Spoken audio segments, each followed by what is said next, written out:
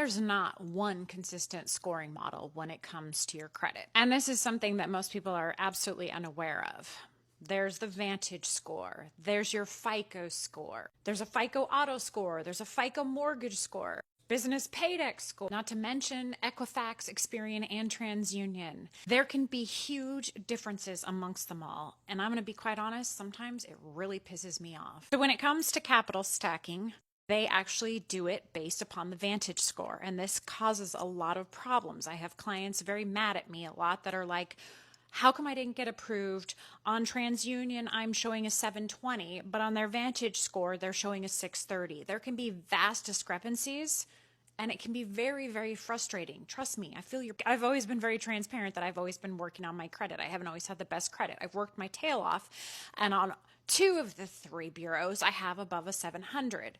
But recently, Rick and I are going through the mortgage process, and stupid me just assumed my 3 scores, that's what matters. Well, guess what? No, it doesn't. They're using, for a mortgage score, they're looking at the mortgage score with FICO 2, 4, and 5. Who knew? Who can keep all that straight? So guess what? On that, there's a difference of about 70 points. It's enough to make your head spin.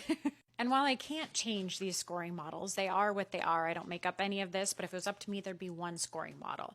I do want to tell you that it is important before applying for anything, make sure you ask which scoring model are you going to use. A lot of times you can get ahead of the game and look for yourself. So in my case, I actually went online, I got a my FICO account, and I'm working on fixing the 2, 4, and 5 to get it exactly where it needs to be. For those of you thinking about applying for capital stacking, make sure you take a look at what your Vantage score is, because that's going to be different than what you might be seeing, for example, on Credit Karma. And just to make it even more confusing, there's not just one Vantage score. There's different versions of Vantage score. There's 3, there's 4. It's really enough to make your head spin. I feel like the people that invented all this are sitting back laughing at the confusion they've caused for everybody.